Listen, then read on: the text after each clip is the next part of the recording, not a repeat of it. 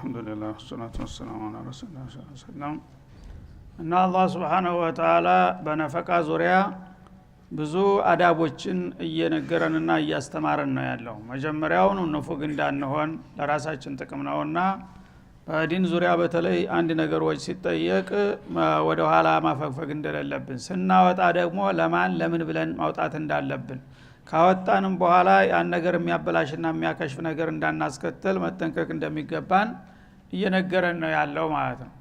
እና ሪያ ሱምዓ ለይስሙሊ ብለን ደግሞ የምናረገው ነገር ዋጋ ቢስ እንደሆነ እሱን እንዳውም በምሳሌ ግልጽ ለማድረግ ከመሰሊ ሶፍዋንና አላ አንድ ድንጋይ ነበር በሆነ ቦታ ለምጣ ድንጋይ ይላል።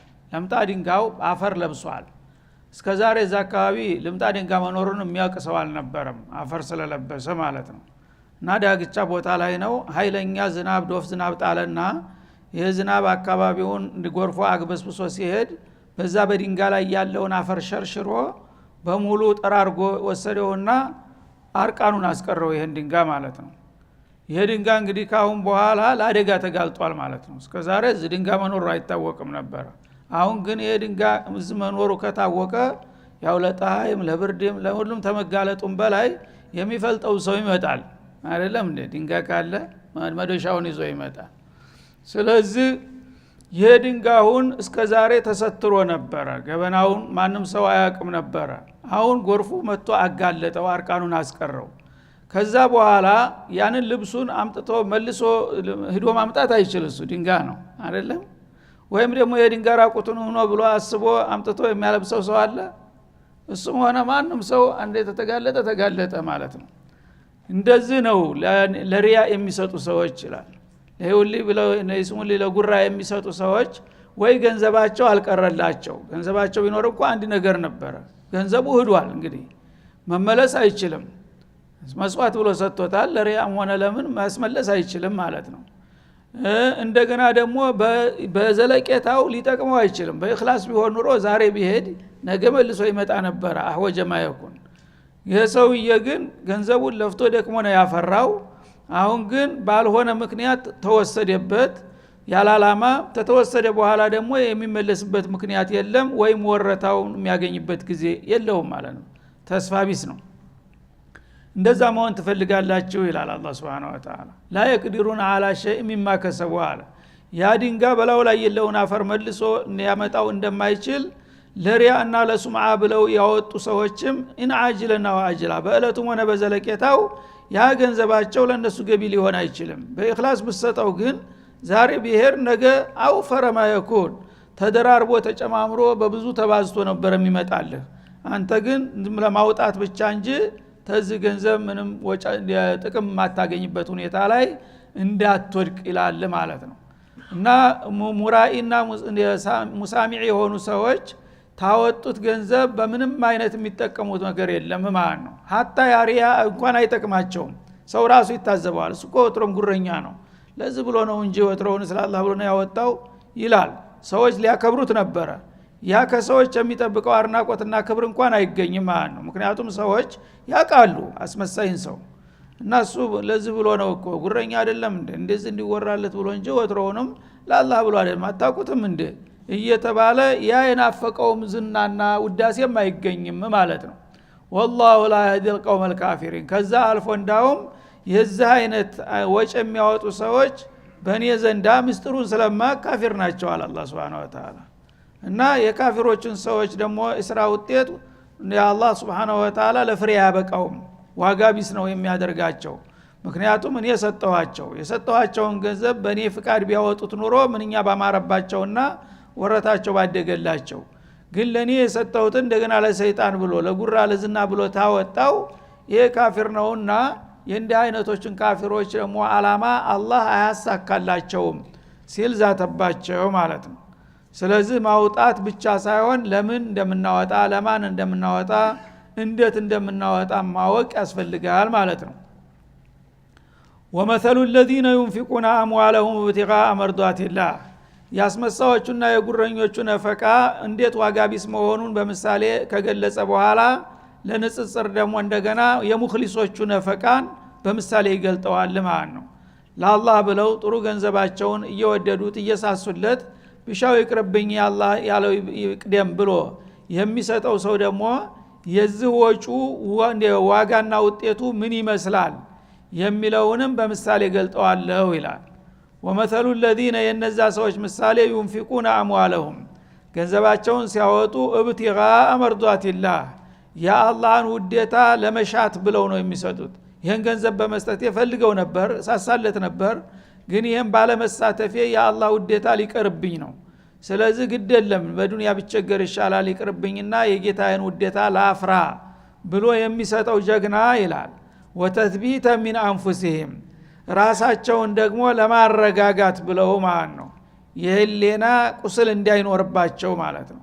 ማለት አንድ ሰው በመሻሪዕ አልኸይር ላይ ሲጋበዝ እንደዚህ አይነት ኸይር አለና ኑ ተሳተፉ ተብሎ በሚጣራ ጊዜ ሰዎች ገንዘባቸው ማውጣት ይከብዳቸዋል። ጠብዓን የታወቀ ነው ማለት ነው።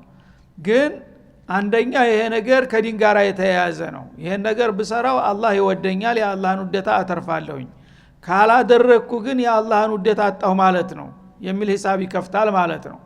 ሁለተኛ ደግሞ ዛሬ አሁን መስጠቱ ቢከብደኝም ለአላህ ብዬ ከሰጠሁት የህሊና እረፍት አገኛለሁ። ጌታዬ እኮ በጠየቀኝ ቦታ ወደ ኋላ አላልኩም ሰጥቻለሁኝ፣ እፎይታ ያገኛል ማለት ነው።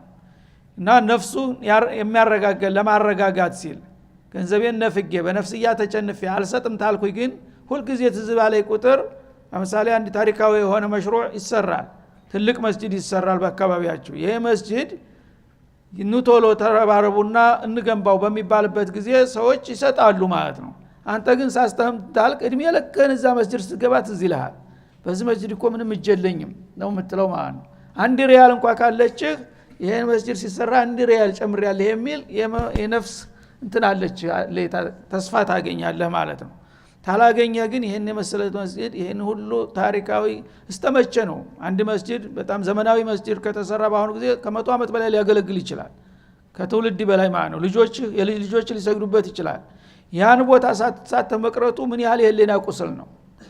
እና ያን ነፍስህን እንዳትረበሽ ለማረጋጋት የጌታህንም ሪዷ ለማግኘት ከጓደኞችህም ላለማነስ ብለህ የወሰርክ እንደሆነ ምሳሌው ምን ይሆናል ይላል።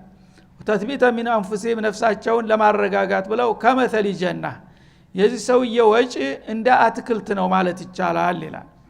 አትክልት ጥሩ ቦታ ላይ አትክልት እንዳለማ ሰው ነው ያችን ጥሩ ቦታ የጣላት ገንዘብ ማለት ነው። ቢረቡወቲን ያቻ አትክልት ረቡዋ ቦታ ላይ ነው ያለችው ይላል። ረቡዋ ማለት ኮረብታ ቦታ ላይ ማለት ነው። እንደ ደጋማ አየሩ የተመዛዘነ ቦታ ላይ ያለ አትክልት ሁል ጊዜ ጥሩ ነው የሚሆነው ውጤቱ ማለት ነው። በጣም በረሃማ ከሆነ በቀላሉ የውሃ እጥረት ሲያጋጥመው ይከስላል። በጣም ደግሞ ቀቅ የሆነ ብርዳማ ቦታም ከሆነ ውርጭ ያቃጥለዋል። መካከለኛ ወይና ደጋ የሚባል ቦታ አለ። ወይና ደጋ ሆኖ ኮረብታ ይሆናል፣ አየሩ ነፋሳ ነው ማለት ነው። እዛ ቦታ ላይ ጥሩ ኮረብታ ላይ የለማች አትክልት ሁል ጊዜ ጥሩ ነው የሚሆነው ውጤቷ ማለት ነው። አሷባሃ ዋቢሉን ያችን ኮረብታ ቦታ ዶፍ ዝናብ ያገኛታል። የአየር ደግሞ የተመዛዘነ አየር ያለበት ቦታ ነው። በመውሲም በሚሆንበት ጊዜ በክረምትም በብላጊም ዝናብ አያጣም ማለት ነው። ያ ዝናብ በሚወርድበት ጊዜ ጥሩ ቦታ ለም ቦታ ስለሆነ ወዲያውኑ አትክልቱ ከሚገባው በላይ ተፍረምርሞ ያፈራል ማለት ነው። ፋአተት ኡኩላሃ ዲዕፈይን እና ያቺ ልዩና ምርጥ ቦታ ኮረብታ ቦታ ላይ ያለች አትክልት በሌላ አልባሌ ቦታ ላይ ከሚገኙት አትክልቶች ጋር ስትነጻጸር ሰብሏ በሁለት እጥፍ ነው የሚበልጠው ይላል ማለት ነው። ሌላው ደካማ መሬት ላይ ያለው አትክልት የተወሰነ ያፈራል ማለት ነው። ይቺ ግን መሬቱ ምርጥ ነው፣ ለም ነው። እንደገና ደግሞ አየሩ ተመዛዘነ ነው። ዝናብ በሚያገኝ ጊዜ ደግሞ ጥሩ ዝናብ ካገኘ በሌላው ተራ ቦታ ላይ ከሚገኘው አዝመራና አትክልት እዚህ ላይ የሚመረተው በጥፍ ነው የሚበዛው ማለት ነው። እንደዛ ቦታ ላይ እንደ ጣልካት ይቆጠራል። በእኽላስ የምታወጣት ገንዘብ ነው የምትለው። ለአላህ ብለህ ማንም ይስሙልኝ ይውልኝ ሳትል በገጣ ለአላህ ብለህ የምትሰጣት ከሆነ እዛች ጥሩ ቦታ ላይ የዘራሃት አትክልት ሁል ጊዜ ከማንም ሰው የበለጠ ምርት እንደምትሰጥህ ይህች ውጤቷ ይህን ይመስላል ይላል። ፈአተቱ ኩላሃ ማለት ነታኢጃሃ ማለት ነው። ውጤቱን ዲዕፈይን በሌላ ቦታ ከሚገኘው በሁለት እጥፍ ይሰጣል ማለት ነው። ፈኢን ለም ዩስብሃ ዋቢሉን ይህች በረብዋ ቦታ ላይ የምትገኝ በጣም ተመዛዛይ በሆነ አየሩ ጥሩ በሆነ ቦታ ላይ የምትገኘው አትክልት እንደተለመደው እንኳን ትልቅ ዝናብ ሳያገኛት ቢቀር አንዳንድ አመት እንግዲህ ዝናብ ይቀንሳል ሁልጊዜ የተሟላ አይሆንም ማለት ነው ያ የሚፈለገው መጠን እንኳን ሳያገኛት ቢቀር ፈጦሉን ፈሰዩሲቡሃ ጦሉን ይላል ረዳት ይባላል እና መለስተኛ ካፊያ አታጣም ማለት ነው ቦታው ጥሩ ቦታ ስለሆነ ጥሩ አጥጋቢ ዝናብ እንኳን ባይገኝ ካፊያና ዳመና አያጣም ማለት ነው ካፊያና ዳመና ከመጣ ውስጡ እርጥብ ነው መሬቱ ለመሬት ስለሆነ በቀላሉ በትንሽ ካፊያና በዳመና ብቻ ራታ ያሳጣህም ማለት ነው እንደሰዛረው በብዙ እንኳን ባታመርት የተወሰነ አይነፍግህም ግን ግልብ መሬት በረሃማ ደረቅ መሬት ከሆነ ግን በቂ ዝናብ ካላገኘ የተቃጠለ ስለሆነ ትንሽ ካፊያ እንትን ቢል ነገ ዝናቡ ድብን ያደርገዋል ምንም ነገር ሊያመጣ አይችልም ማለት ነው መሬቱ ግን ለምና ጥሩ በሚሆንበት ጊዜ ውስጡ ሰረገላ ነው እርጥብ ነው መሬቱ ተላይ ዳመና በተደጋጋሚ ካለፈበት ትንሽ ካፊያ ከንተንታለ ከዛ ላይ የተወሰነ የእረት እንኳን አያሳጣህምና የዛ አይነት ነው ማለት ነው ስለዚህ ለአላህ ብሎ የሚሰራ ሰው ሲሆን ብዙ አضعف مضاعف ይሆንለታል ማለት ነው እንደተባለው በአንድ 700 ከዛም በሺ ሊባዛልህ ይችላል ያ ሳይሆን ቢቀር ደግሞ ቢያንስ የተወሰነ አጅር አታጣበትም በእخلاص እስከሰራው ድረስ ማለት ነው من جاء بالحسنه فله 10 امثالها ለአላህ ብሎ በእخلاص አንድ ኸይር ነገር ከሰራ አንድ ሰው አነሰ ከተባለ ዋጋው ምንድነው የሚሆነው በ10 ነው የሚባዛው መነሻ ማለት ነው ታስር በታች የለም አላህ የሚሰጠው ምንዳ ታስር በታች አይወርድም ጭራሽ አንድ ሪያል ሰጥተሃል አላህ ብለህ 10 ሪያል ሰጥቷል ተብሎ ነው የሚመዘገብልህ 10 ሰጥተሃል 100 ሰጥቷል 100 ሰጥተሃል ሺ ይቺ መደበኛ ናት ማትቀር ነገር ናት ከዛ በላይ ደግሞ ከፈለገ ይጨምርበታል ማለት ነው ስለዚህ ጥሩ ቦዳማ ቦታ ላይ የሚዘራም አዝመራና አትክልትም እንደዛው ነው በማለት በዚህ ምሳሌ ይገልጠዋል ማለት ነው ፈኢለም ይስብሃ ዋቢሉን ጠንካራ የሆነ አጥጋቢ ዝናብ ሳያገኛት ከቀረቻችን የኮረብታ አትክልትህን ፈጦሉን አቀል ሸይ ፈይስብሃ ጦሉን ካፊያ አያጣትም ማለት ነው ካፊያው ደግሞ በቂ ነው ውስጥ እርጥብ ስለሆነ والله بما تعملون بصير አላህ Subhanahu Wa Ta'ala በመሰሩት ነገር ጥልቅ ተመልካች ነውና እናንተ ለኔ ብላችሁ እስከሰራችሁ ድረስ በኔ በኩል ተገቢ ወረታችሁ አይነፈጋችሁም ግን ለኔ ብላችሁ ካልሰራችሁ ለይስሙላ ለይውሊ ከሆነ ወይም በሪያ በስምዓ በመን በአዛ የምታበላሹ ከሆነ فلا تلومن الا نفسك ለኔ ብለህ አልሰራኸውምና የዛ ጊዜ ራስ ዘርታ ራስ አጠፋው ማለት ነው አይወዱ አሐዱኩም አን ተኩነ ለሁ ጀነቱ ሚን ነኺል ይላል እንደገና ለሙራኢዎቹና ለሙሳሚዖቹ ምሳሌ ይገልጽላቸዋል ማለት ነው ለመሆኑ እናንተ ለኔ ብላችሁ አውጡ ስትባሉ ለይስሙሊ ለጉራ ለዝና የምታወጡ ሰዎች እስቲ ልጠይቃችሁ ይላል ከናንተ መካከል አንድ ሰው ይፈልጋልን ይመኛል አይረገቡ ማለት ነው አይወዱ ማለት አንተ ኩነ ለሁ ጀነቱ ሚን ነኺል የተምር ዛፍ የተሞላባት አትክልት ብትኖረው ወአዕናብ የወይን ዛፎችም የበዙባት አትክልት ለማትክልት ብትኖረው ተጅሪ ሚን ታህቲሃ አልአንሃር ከነዚህ ሁለት ምርጥ ከሆኑ የአትክልት አይነቶች እንግዲህ ከመሬት ላይ ከሚበቅሉ ዛፎች ሁሉ እንደ ተምርና እንደ ወይን ጠቃሚ የሆነ ነገር የለም ሰይዱል አሽጃር ናቸው እነዚህ ሁለቶቹ ማለት ነው እነዚህ ሁለት ምርጥ አትክልቶች የበዛባትና የዳበረባት አትክልት ኑሮ ይላል ከዛ በኋላ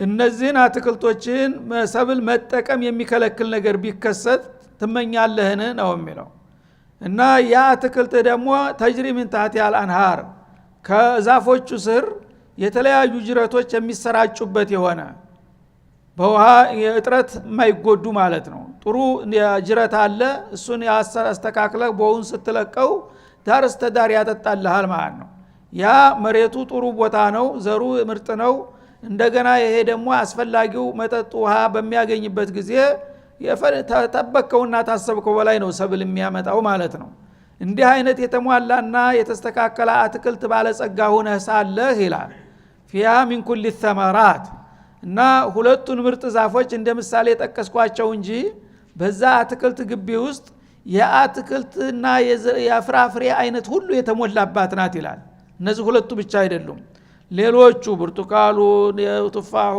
ምኑ በሙሉ የሁሉም ዘር የተሞላበት ናት እነዛ አለቃዎቹ ናቸው እንደ ምሳሌ የተጠቀሱት ስለዚህ ይህን የመሰለ አትክልት ግብይታው ብቻ ያጠግብሃል ማአዛው ብቻ ያስደስታል እዛ አካባቢ ስትሄድ ልዩ ጠረን ነው የምትለው ማለት ነው የዛ አይነት አትክልት ባለቤት ጌታ ሆነህ ያለህ ይላል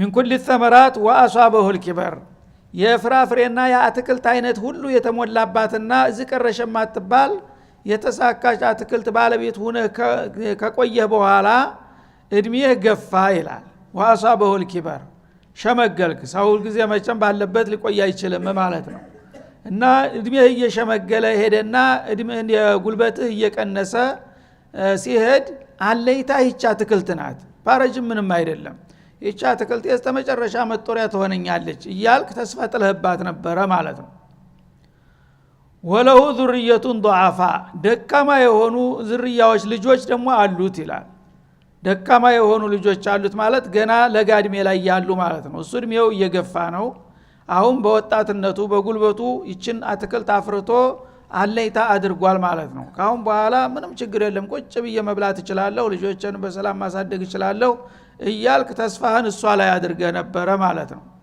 ከዛ በኋላ ምን መጣ እድሜህ እያሽቆለቆለ ጤንነትህ እየተዳከመ መጣ ማለት ነው ግን ራስህን ታረጋጋለህ ምንም ቢሆን ችግር የለም እያልክ ማለት ልጆች ገና ለጋ ናቸው ደካሞች ናቸው ለምግብ እንጂ ለስራ አልደረሱም ማለት ነው መብላት ይችላሉ መስራት አይችሉም የዛ አይነት በተሰብ ባለቤት ነበርክ ይላል فاصابها اعصار فيه نار فاحترقت ይቻ አትክልት ባተጠበቀ ሁኔታ ማአት ወረደባት ሱብሃንአላህ ኢዕሳር ማለት ውርጭ የሚባል ቀቅ አለ በብርድ አማካይነት ልክ እንደ እሳት የሚያቃጥል ነገር ይመጣል ማለት ነው ያ ተናማታ በሰላም የየዋ አትክልት አዝመራ ሌሊቱን ውርጭ መጣው ይባላል ስትመጣ በቃ የተቃጠለ ክሰል ሆኖ ታገኘዋለህ አበባው እንቡጡ ፍሬው እንዳለ ረግፎ እንጨቱ ብቻ ቆሞ ታገኛለህ ማለት ነው ተቃጥሎ የዛ አይነት ነገር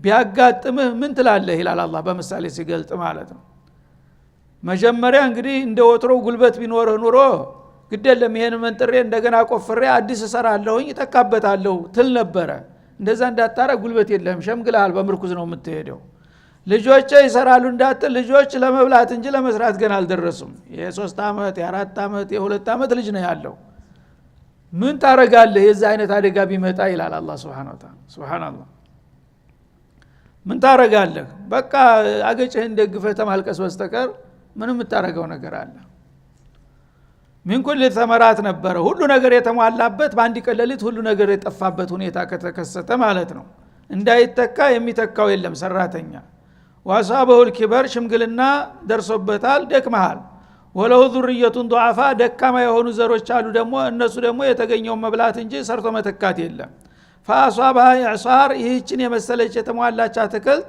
ውርጭ ወረደባት ማለት ነው በዛ በውርጭ በቀቅ ውስጥ ናር እሳት ያዘለ ነገር ነው መርዛማ የሆነ ብርድ መጥቶ فاحترقت ዳር እስተዳር አትክልቷ ተቃጥላ አድራለች ማለት ነው ይሄ አይነት ነገር እንዲያጋጥማችሁ የምትፈልጉ አላችሁ ይላል አላህ Subhanahu Wa Ta'ala የሚመኝ ሰው አለ እንዲህ አይነት እድል እንዲያጋጥመው አበደን ስለዚህ ይሄንን የምታረጉት እኮ ለሪያ እና ለሱምዓ የምትሰጡ ሰዎች ይሄ ነው ውጤታችሁ ይላል አላህ Subhanahu Wa Ta'ala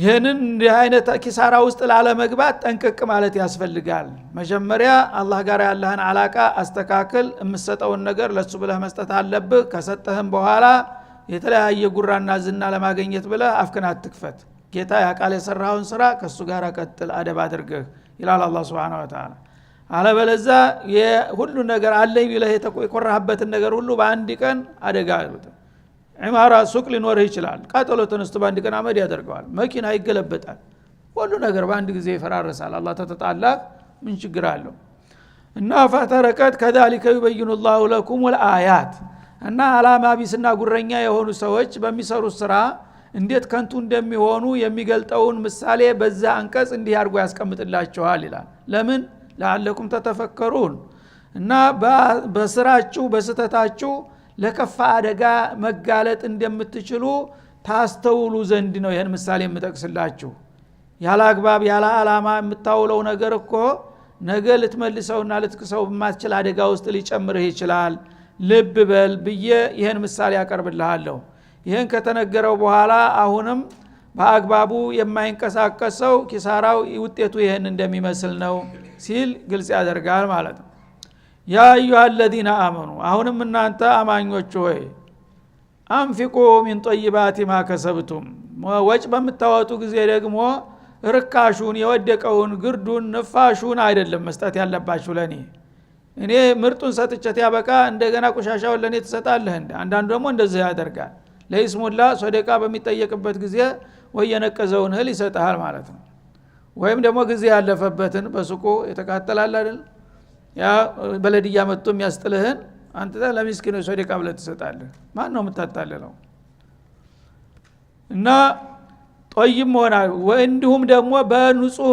በህጋዊ መንገድ የከሰብከውን አጭበርብረህ አምታተህ ዘርፈህ ገፈህ ያመጣኸውን አንዳንዱ ሰው ካንዱ ይዘርፍና እንደገና ለሚስኪኑ ሶደቃ ዱአ አርጉ ብሎ ይሰጣቸዋል ምን ነው ዱአ የሚያደርጉልህ አንተን ገንዘብ አልሰጠህም የሰውን ገንዘብ አንጥቶ መስዋዕት ይሆናል ማለት ነው እና ንጹህ መሆን አለበት መጀመሪያ ይላል አላህ Subhanahu Wa Ta'ala የምትሰጠው ገንዘብ ምርጥ መሆን አለበት አንተ ለራስህ የምትወደው የምትሳሳለትን ይቅርብ ብለህ ነው መስጠት ያለብህ አንተ የናከውንና የጣልከውንማ ባሰጥም እኮ ነገ ተጥቅም ውጭ ሲሆን ቆሻሻ ስለሚሆን ይደፋል ወደ ባላ ነው የሚወሰደው ያንን አልፈልግም ይላል ምክንያቱም ሶደቃ ሲሰጥ መጀመሪያ የመስዋዕት ገንዘብ እኔ እጅ ላይ ነው የሚያርፈው ምስኪኑ እጅ ተመግባቱ በፊት ከኔ አልፎ ነው ለሚስኪኑ የሚገባው ስለዚህ ለኔ ለጌታ ስንት መላእክት የሰጠው ጌታ የነቀዘ የበሰበሰ ጊዜ ያለፈበት ተሰጠኛለህ ይላል አላህ Subhanahu Wa Ta'ala እና ንጹህ የሆነና ምርጥ የሆነውን ነገር ነው መስጠት ያለባችሁ ለንተናሉ ቢራ hatta tunfiqu mimma tuhibbun እንዳለው አለ ኢምራን ላይ ማለት ነው እና ከጌታ ዘንዳ አመርቂ የሆነ ጥሩ ወረታ ለማግኘት ከፈለጋችሁ የምትወዷት የምትሳሱላትን ነገር ስጡ የዛ ጊዜ አላህ ምርጡን ሲሰጡ እሱ ምርጥ የሆነ ወረታ ይከፍላችኋል ርካሹንና ወዳቂውን ከሆነ የምትሰጡ ግን እኔ የቆሻሻ መጣ አይደለሁም ይላል አላህ Subhanahu Wa Ta'ala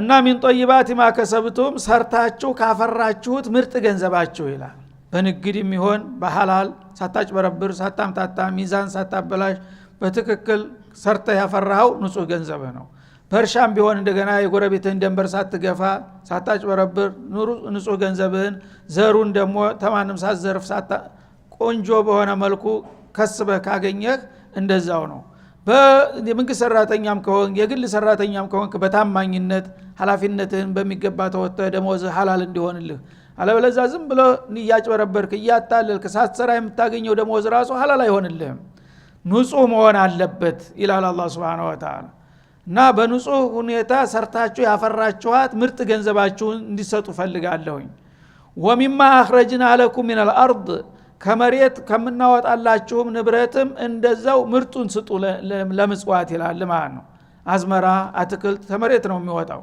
ማዕድናት ከመሬት ነው የሚወጡት በአሁኑ ጊዜ ቤንዚን የሚፈልቅላቸው ሀገሮች ሞልተዋል አላህ ዝም ብሎ ይሰጣቸዋል ያ ሁሉ እየሰጣቸው ግን ለሚስኪን ሳንቲም መስጠት ይከብዳቸዋል እንደገና ማለት ነው ከሰጡም ማይረባውን ውዳቂውን እና ተመሬትም እናወጣላችሁ ማለት ምንድነው መጀመሪያ እኮ የኔ ንብረት ነው መጀመሪያ መሬቱን እንዲያፈራ ባላደርገው እንዲያበቅል ባላደርገው ማዕድን እንዲወጣ ባላደርገው ወርቅ አልማዝ የሚያመርቱ ሰዎች ሞልተዋል ያ ነገር እኮ የኔ ንብረት ነው እናንተ ወኪሎች ናችሁ ስለዚህ እናንተ ኃላፊነት ነው የሰጠዋችሁ እናንተ አውጥታችሁ በባለቤትነት ለራሳችሁ ስትጠቀሙ በዙሪያችሁ ላሉ ደካሞችም ደግሞ አትርሷቸው የኔ ንብረት እኮ ነው ሰጧቸው አንተ ብቻ ለምንድን ነው የምትጠቀመው ነው የሚለው አላህ Subhanahu Wa Ta'ala እና ከመሬት ካበቀልላችሁና መሬት ካፈራችሁ ንብረታችሁ ንጹህንና ምርጡን መመጽወት አለባችሁ ይላል ወሚማ አخرجنا لكم من الارض ولا تيمموا الخبيث منه ከሰጠናችሁ ጸጋ ርካሹንና ውዳቂውን ወይም ቆሻሻውን ለመስጠት አትሞክሩ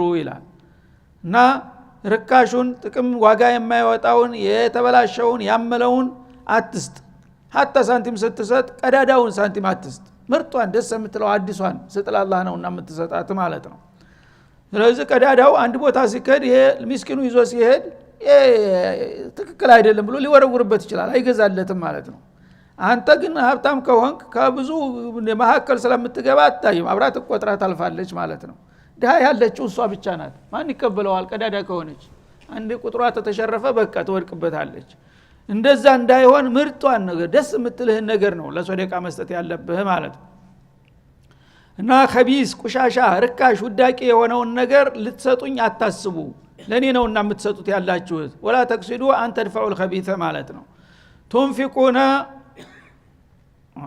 ወቅቱ ያለቀ እሺ ወቅቱ አለቀ ተባልና ሆነም በሚቀጥለው ኢንሻአላህ ሰለላሁ ዐለይሂ ወሰለም